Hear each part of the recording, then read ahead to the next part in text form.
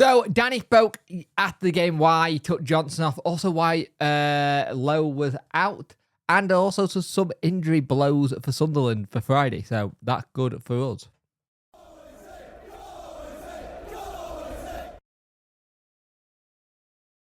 Hello and welcome to the video. You could like, share and subscribe to the channel. Much appreciate it. Liking helps the algorithm, sharing gets in front of people's faces, and subscribing lets me know you like the channel. Hit that notification bell to let you know when video go live. Thank you for the people who have done some of the comments on the farming video. It's not something that's going to happen all the time.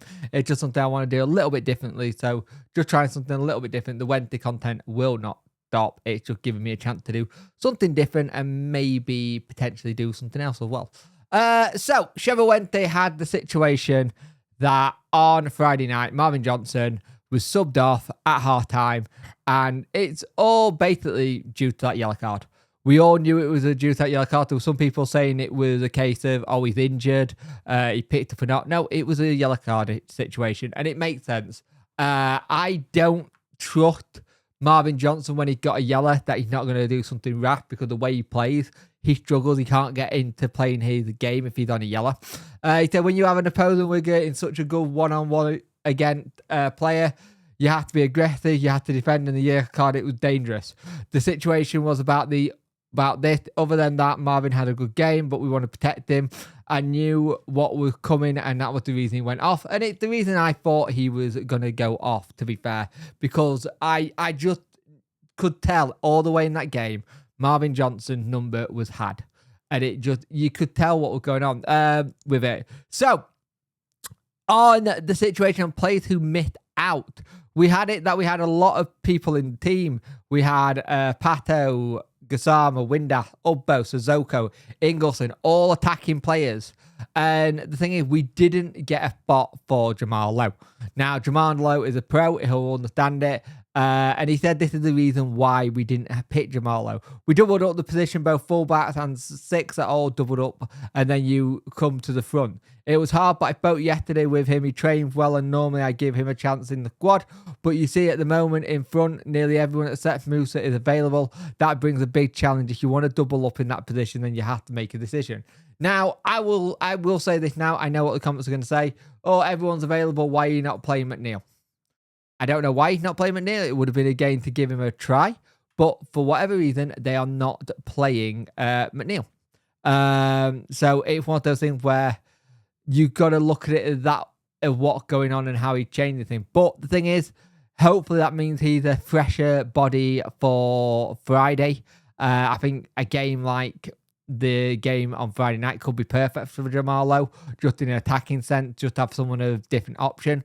I do feel like we are not rotating that front three enough, because it is technically a front three if you think about it, because we've only got three proper strikers. Pato can play everywhere, but I don't think he's rotating it enough. But again, I don't see him in training. You don't see him in training. He knows a lot more than what we do. But in front of goal, it's been something that we have got to sort out and try and be able to fix in that sense, because if we could have taken our chances in that first half, we would have been away. We would have been away, and it just didn't happen for us, sadly. So, Sunderland have got some injury concerns for themselves. So, it wasn't a good game for them yesterday. I think they lost 1-0 versus Hull. They had Enzo Lafrie, who was forced off. And then Dan Ballard suffered a similar injury just minutes after the break. The pair have a week to get themselves fit, but it'll be interesting to see if they risk it. He went on to say, for them, Enzo problem is hamstring. We'll see whether it's serious or not tomorrow. Dan Ballard is similarly obviously disappointing, but you think a season like this, you have players in, and they were saying how they're different depths in position for it. But here's the thing. If it's hamstring, will it be a case of them being able to rush it? And if you're them, do you want to rush that? Do you want to rush a hamstring for one game where if they go and make it worse, you could have them out for the whole season? But them having injury problems in two very key positions, that really does help us. And again, it's one of the ones where you look at Sunderland at the minute, they got a little bit of a drop off here. It's one of the things where you look at Burnley, Leeds United, Sheffield United, they look like the ones who are in and around trying to get that automatic, and Sunderland probably have got playoffs in mind. And if you're going to have to play more games, you're going to have to rest even more players. If you're going to have to go do that. But that's all I've got for you today. It's a very short news day. We'll get back to normal tomorrow. A lot of the video tomorrow will probably be down in the house, so bet for the kitchen cam. But yeah, thank you for watching, and I will see you in the next one. We will have a debrief tomorrow at 7 p.m. I know a lot of people will not want to come to it and watch it just because it was the Burnley game we're debriefing, but let's look at some of the positives out of it, and then we can go through the negatives as well. But let's try not to be too doom and gloom in it if we can.